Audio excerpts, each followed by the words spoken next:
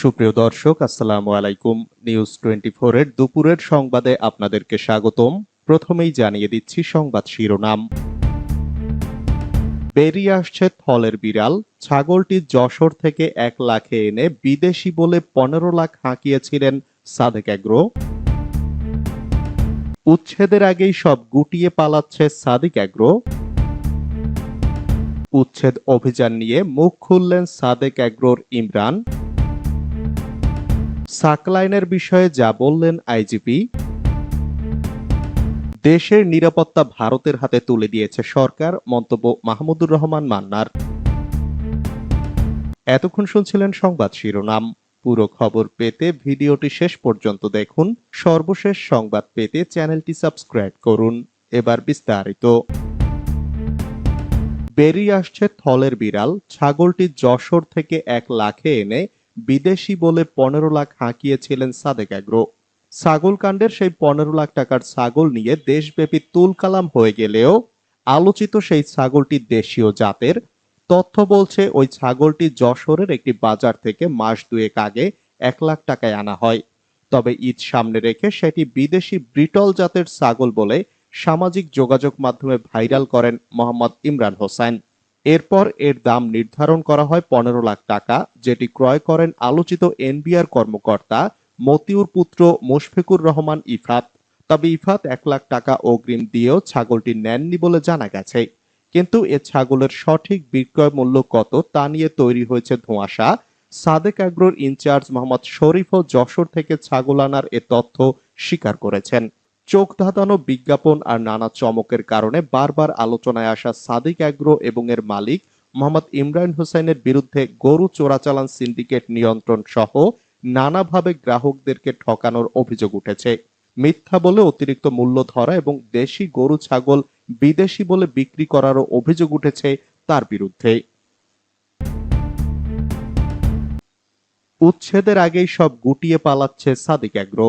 সম্প্রতি আলোচনায় থাকা ছাগল কাণ্ডের জেরে আজ বৃহস্পতিবার মোহাম্মদপুরের সাদেক এগ্রো ফার্মে উচ্ছেদ অভিযান শুরু করার কথা ছিল ঢাকা উত্তর সিটি কর্পোরেশনের। কিন্তু এর আগেই আলোচিত এই এগ্রো ফার্মের জন্য তৈরি স্থাপনা ভেঙে ফেলা হচ্ছে। আজ সকাল থেকে সাদেক এগ্রোর লোকজন স্থাপনা ভেঙে ফেলার কাজ শুরু করে। জানা গেছে রাত থেকেই সাদেক এগ্রোর বেশ কিছু গরু সরিয়ে নেওয়া হয়েছে। সেই সঙ্গে অবৈধভাবে দখল করে রাখা অস্থায়ী কিছু স্থাপনাও সরিয়ে নিয়েছে তারা। এর আগে উচ্ছেদ অভিযানের জন্য গতকাল বুধবার 3 প্লাটুন পুরুষ পুলিশ ফোর্স ও 1 প্লাটুন নারী পুলিশ ফোর্স চেয়ে ডিএনসিসির সম্পত্তি বিভাগ থেকে ঢাকা মহানগর পুলিশ কমিশনারকে একটি চিঠি দেওয়া হয়। ডিএনসিসির প্রধান সম্পত্তি কর্মকর্তা মোহাম্মদ শাহে আলম স্বাক্ষরিত ওই চিঠিতে বলা হয়, ঢাকা উত্তর সিটি আওতাধীন অঞ্চল 5 এর অন্তর্ভুক্ত মোহাম্মদপুরের বেড়িবাঁধ সংলগ্ন আশেপাশের অবৈধ স্থাপনা সহ খাল ও সড়কের জায়গায় সাদেক এগ্রো লিমিটেডের অবৈধভাবে নির্মিত স্থাপনা অপসারণ করা হবে। উচ্ছেদ অভিযান নিয়ে মুখ খুললেন সাদেক এগ্রোর ইমরান। ছাগল কাণ্ডের সমালোচনার মধ্যেই শুরু হয়েছে রাজধানীর মোহাম্মদপুরে সাদেক এগ্রোর অবৈধ স্থাপনা উচ্ছেদ। গতকাল বুধবার থেকে একাধিকবার যোগাযোগ করা হলেও পাওয়া যায়নি প্রতিষ্ঠানটির মালিক ইমরান হোসেনকে। তবে ঢাকা উত্তর সিটি কর্পোরেশন থেকে উচ্ছেদ অভিযান শুরু হওয়ার পর গণমাধ্যমের সঙ্গে কথা বলেন তিনি। বৃহস্পতিবার তিনি বলেন, আমি তো এই জমির মালিক নই, একজন ভাড়াটিয়া হিসাবে ছিলাম, তাই উচ্ছেদ অভিযানে আমার কিছু যায় আসে না, আমি অন্য কোথাও চলে যাব। সকালে সিটি কর্পোরেশন থেকে উচ্ছেদ অভিযান শুরু হওয়ার আগে নিজেদের লোকজন দিয়ে স্থাপনার গুরুত্বপূর্ণ জিনিস সরিয়ে নেন তিনি। এর আগে রাতের মধ্যেই অনেক পশু সরান ইমরান। উচ্ছেদ অভিযান শুরু হওয়ার পর তিনি বলেন, সিটি কর্পোরেশনের উচ্ছেদ অভিযানকে স্বাগত জানাই। তার দাবি, সিটি কর্পোরেশন যে জায়গাটা খাল বলে দাবি করছে সেটির মালিক তিনি নন। এই জায়গায় মালিক এই স্থাপনার 2য় তলায় থাকেন। তিনি তার জায়গায় স্থাপনা করেছেন, আমি নিচতলা ভাড়া নিয়েছি। মালিক নিজেই 2য় তলায় থাকেন। খাল ভরাট সহ যা কিছু বলা হচ্ছে সবই মালিকের করা। 2য় তলায় যেহেতু তিনি থাকেন এবং সিটি কর্পোরেশন যদি মনে করে যে এটা ভেঙে দেবে তো ভেঙে দিতে পারে। সাকলাইনের বিষয়ে যা বললেন আইজিপি। আলোচিত অভিনেত্রী পরিমণির সঙ্গে সম্পর্কের জেরে এবার চাকরি হারাচ্ছেন সাবেক ঢাকা মহানগর গোয়েন্দা পুলিশের গুলশান বিভাগের অতিরিক্ত উপকমিশনারের দায়িত্বে থাকা গোলাম সাকলায়েন। পরিকাণ্ডে আলোচনা শুরুর পর প্রথমে সাকলাইনকে ডিবি থেকে সরিয়ে মিরপুরের পাবলিক অর্ডার ম্যানেজমেন্টে সংযুক্ত করা হয়েছিল। পরে সেখান থেকে তাকে ঝিনাইদহ ইন সার্ভিস ট্রেনিং সেন্টারে বদলি করা হয়। গত ১৩ জন স্বরাষ্ট্র মন্ত্রণালয়ের জননিরাপত্তা বিভাগের শৃঙ্খলা ২ শাখার উপসচিব পারভীন জুই স্বাক্ষরিত এক স্মারকে তাকে চাকরি থেকে বাধ্যতামূলক অবসর প্রদান করার বিষয়ে সরকারি কর্ম কমিশন সচিবালয়ের সচিবকে অনুরোধ করা হয়েছে।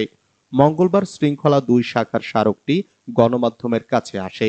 এদিকে পুলিশের মহাপরিদর্শক চৌধুরী আব্দুল্লাল মামুন সাকলাইনের বিষয়ে কথা বলেছেন। বুধবার বেলা 11:30টার দিকে খুলনা মেট্রোপলিটন পুলিশ লাইনে সাংবাদিকদের তিনি বলেন, যে কোনো অনৈতিক কর্মকাণ্ডের বিরুদ্ধে পুলিশ জিরো টলারেন্স নীতি অনুসরণ করে। যে অভিযোগ পাওয়া গেছে, অভিযোগটি প্রমাণিত হওয়ায় সাকলাইনকে বাধ্যতামূলক অবসর দেওয়া হয়েছে। দেশের নিরাপত্তা ভারতের হাতে তুলে দিয়েছে সরকার, দাবি মান্নার। সরকার ক্ষমতায় থাকতে দেশের সার্বভৌমত্ব ও নিরাপত্তা ভারতের হাতে তুলে দিয়েছে বলে অভিযোগ করেছেন নাগরিক ঐক্যের সভাপতি মাহমুদুর রহমান মান্না। তিনি বলেন, এবারের দ্বিপাক্ষিক বৈঠকে সরকার ভারতের কাছে সমস্ত কিছু সমর্পণ করে এসেছে। ক্ষমতাসীনরা ৭ই জানুয়ারি ও ২০১৪ সালে ভোট করতে পারত না, ভারত নাক গলিয়েছে, তাই পেরেছে। ভারতের সঙ্গে আমাদের বন্ধুত্বের সম্পর্ক, কিন্তু এই সরকার ক্ষমতায় থাকতে দেশের সার্বভৌমত্ব ও নিরাপত্তা ভারতের হাতে তুলে দিয়েছে। বুধবার দুপুরে জাতীয় প্রেস ক্লাবের সামনে নাগরিক ঐক্যের প্রতিবাদে আয়োজিত মানববন্ধনে তিনি এসব কথা বলেন। মান্না বলেন, ভারতের ট্রেন বাংলাদেশের ভেতর দিয়ে ভারত যাবে, এটাকে কি ট্রানজিট বলে? এটাকে বলে করিডোর। যে ট্রেন করিডোর দেওয়া হয়েছে, সেখানে যদি অস্ত্র যায়, সেনাবাহিনী যায়, আপনি তল্লাশি করতে পারবেন? বাংলাদেশ এখন বিশ্বে একটা লুটপাটকারীদের দেশে পরিণত হয়েছে মন্তব্য করে নাগরিক ঐক্যের সভাপতি বলেন, এমপি আনার মানুষ খুন করেছিল, তাও তাকে আওয়ামী লীগ নমিনেশন দিয়েছিল, ইন্টারপোল তাকে লাল তালিকাভুক্ত করেছিল। আওয়ামী লীগ এখন ধর্ষণ, লুট যারা করে তাদের দল। আওয়ামী লীগ একসময় স্বাধীনতার লড়াই করেছিল, তাও ভালো মতো করে নাই। তাদের নেতারা কলকাতার বড় বড় হোটেলে গিয়ে লুকিয়েছিল। মতিউর যেদিন গেল, সেদিনের আগে পর্যন্ত তার নামে কোনো মামলা নিষেধাজ্ঞা নেই, পরে বিদেশ যাওয়ার নিষেধাজ্ঞা দিল, সবগুলো আওয়ামী লীগ করে। মান্না বলেন, একজন গরিব কৃষক ৩০,০০০ টাকা লোন নিয়ে পরিশোধ করতে না পারলে তাকে থানায় নিয়ে যায়, কিন্তু পুলিশ, আর্মি প্রধানরা হাজার কোটি টাকা লুট করে কেউ দেখলো না। আজিজ বেনজিরের পাসপোর্ট আটকে রাখা হলো না কেন? সরকার এদের রক্ষা করছে। এ সময় মানববন্ধনে নাগরিক ঐক্যের নেতাকর্মীরা উপস্থিত ছিলেন। বগুড়া কারাগারের ছাদ ফুটো করে পালানো এক কয়েদি মেয়রের ছেলে। বগুড়া জেলা কারাগারের ছাদ ফুটো করে পালানোর পরপরই মৃত্যুদণ্ডপ্রাপ্ত ৪ আসামিকে গ্রেপ্তার করেছে পুলিশ। তাদের মধ্যে মোহাম্মদ জাকারিয়া বগুড়ার কাহালু পৌরসভার মেয়র আব্দুল মান্নানের ছেলে।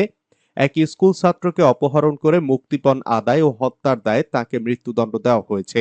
অন্য ৩ আসামি হলেন বগুড়ার সদর উপজেলার ফরিদ শেখ, কুড়িগ্রামের ভুরুঙ্গামারী উপজেলার নজরুল ইসলাম ওরফে মজনু ও নরসিংদীর মাধবদী উপজেলার আমির হোসেন।